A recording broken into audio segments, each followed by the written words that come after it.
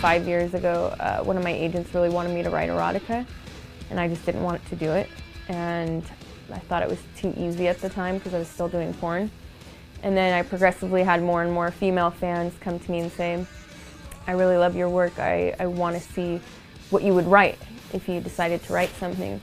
And 50 Shades of Grey happened, and a lot of people associated me with the book because of the name. And my agent came back to me and said, okay, if you're ever going to do this, this would probably be the right time.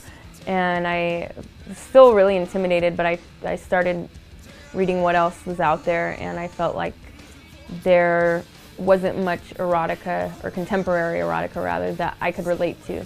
The stories were for a different generation, they weren't for my generation, so I thought that I can contribute something authentic because of my experiences and because of my age as well. Said don't look back, don't believe them. Go for that crazy. You know, I decided to make Catherine a film student because film was one of my first loves. And she starts to have these fantasies and desires that she can't explain. And I went through a similar phase like that in my life, but I had porn as an outlet to fulfill those desires, and Catherine doesn't. But obviously, she, even though we go on different paths, we are still both very self-aware people, and I wanted that to be a part of her character, and that's why Anna was actually such an important character, because I wanted that contrast between the two. But we definitely, Catherine and I have different ideas on love. I'm not so cynical.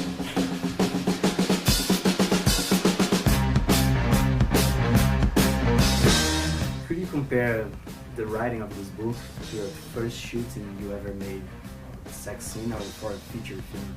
God, no. It's a completely different thing. No, not at all. Not at all. One is much more physically stimulating than the other. I guess they're both as exciting, and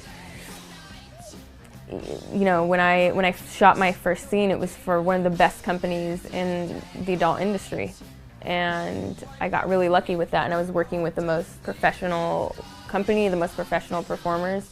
So yeah, I guess with the Juliet Society, I've been lucky enough to have my book published by some of the best publishers in the world, and that's a great feeling. So I guess that's like a slight comparison.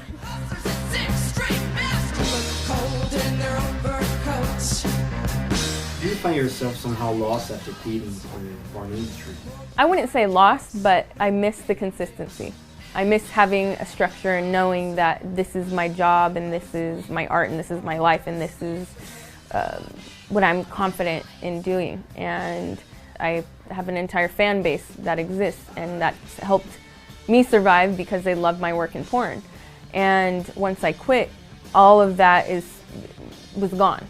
So I was taking on new ventures, whether it was continuing to write screenplays, acting, and DJing, making music.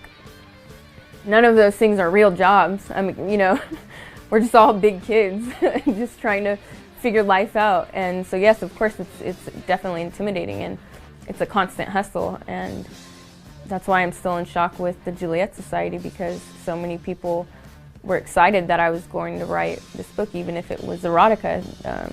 They were excited to hear something from me, and it was a really nice, humbling feeling. How's the real life Marina different from Sasha Grey? How am I different? I think it's a confidence thing. I don't think that I'm a different person or a character, but for instance, right now, there's cameras in front of me, so I'm more confident. If I'm on stage somewhere, I'm more confident because I'm aware that people are watching me. Those things really boost anybody's confidence, I think, unless you're completely afraid of the camera. When I'm with fans, and like last night signing autographs, you know, I appreciate things like that, so it changes my personality a little bit. But in my day-to-day life, I'm probably a lot more shy and reserved when I don't know people.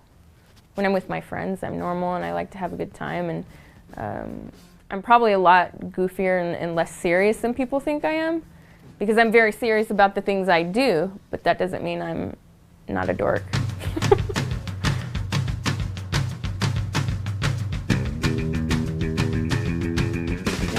what about music?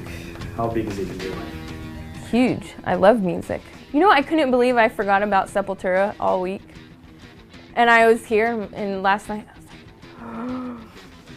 like, fuck. And on my DJ computer, I don't have a lot of metal because I never get the opportunity to play it. So I was kind of bummed out I didn't have any Sepultura with me. That's a tricky one.